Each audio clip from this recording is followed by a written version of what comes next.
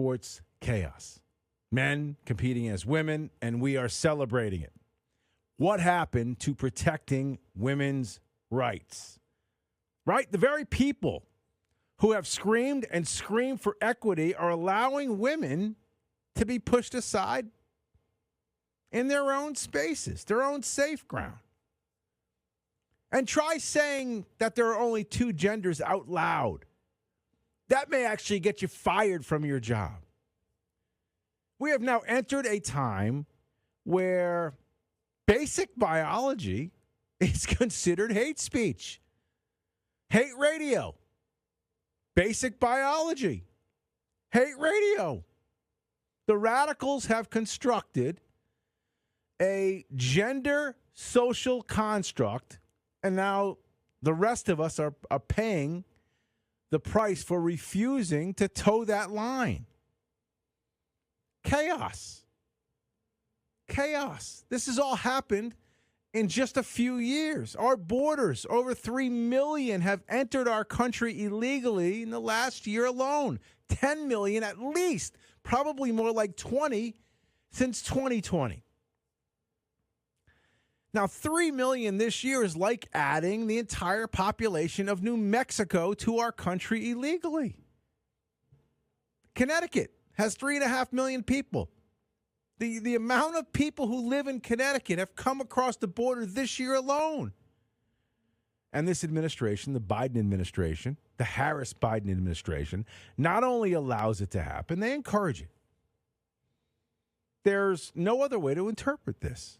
This is not an accident. These are deliberate policies to transform America, overwhelming the social services, stretching out law enforcement, compromising our national security. And the very elections, this democratic process that we all have loved, even though we've questioned at times, it's been radically transformed. Voting begins. As I'm sitting in front of this microphone, voting begins. We no longer have an election day. We have an election month. 70% of the ballots now come in by mail. 70%. How did it happen? What about Black Lives Matter and Antifa? Do you remember for 120 days they destroyed neighborhoods, businesses, livelihoods, causing $2 billion plus in damage? People lost everything. And for the most part, those folks did not pay any price whatsoever. Yet, imagine, you don't have to imagine, January 6th, the rioters on January 6th are still, to this day, in prison. How can that be? How can they be in prison and the people who literally torched cities got let out or weren't arrested at all, got let out immediately by groups funded by Soros and Kamala Harris, or they never saw a second in jail? When Hunter Biden's laptop came into focus, when that story broke, the CIA, the corporate media told us it was Russia disinformation right before the election. They lied to protect Joe Biden. Imagine the media lied to protect Joe Biden. The FBI lied to protect Joe Biden. If you turn on anything on Fox, Fox's website, Fox News, whatever, it's all positive Trump. If you turn on anything on CNN, it's all negative Trump. Vice versa. It's all terrible for Harris. It's great for Harris. That's not news. That's propaganda. Both sides commit this. Now, the reason why we yell and scream about this is because the left has more arms, more tentacles of the media. And Fox, as far as I know, doesn't get into bed with the Republicans to the point where they, and the FBI and the CIA, to corrupt actual news stories. Think about this, too. You've got the DHS, the CISA, even the White House, who work directly with Twitter, Facebook, YouTube to censor American citizens. Have we not forgotten about that? This happened. The government's in bed with big tech. It's working to silence any voices that dare to speak out against this regime, this narrative. The government's in bed with big tech, guys. And if you criticize Biden, you get censored. If you bring up election fraud, you get banned. If you bring up vaccines, you're banned. This is not how a free society works.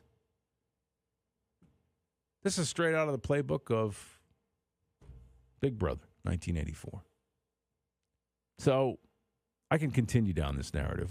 They're going out of their way, 71 counts against Trump, a lot of it fluff garbage that, other people and presidents have done over and over and over again, yet they try to get it to stick to Trump. This is not a protection mode of Trump. It's just trying to show you that there is definitely a thumb on the scale of justice in this country. There's a thumb on the scale of the media in this country. And we have to figure out a way to fight back. And one last thing. I have time. One last thing. Just to hammer this home, to try to get you to understand. Do you remember that the FBI threw out these crime statistics recently, and the Democrats started to hold on to this stuff like, see, I told you. Look, last year the FBI released these crime stats, 2022, and again, they were celebrating because there was supposedly a 2.1% drop in violent crime. Remember that? That narrative, which is still in the back of many people's minds. But now if you fast forward, they've uncovered that was all manufactured. That was a lie. Violent crime actually went up 4.5%. Thousands more raped, thousands more murdered, more serious crime occurred than the Justice Department initially reported. And that's not incompetence. That is corruption. The FBI fudged the numbers so Biden could stand on a debate stage and say crime is down. We've got to wake up. Everybody is out to throw the gaff at you. There's a grift going on in this country that is Herculean, legendary. The FBI, the DOJ, and the rest of the corrupt political establishment owe everyone in this country an apology, or they should be dismantled. Don't hold your breath. You're never going to get it. But this is what happens when institutions that are supposed to serve the people become tools of the ruling class. The FBI is a tool of the Democrats. So is the Department of Justice.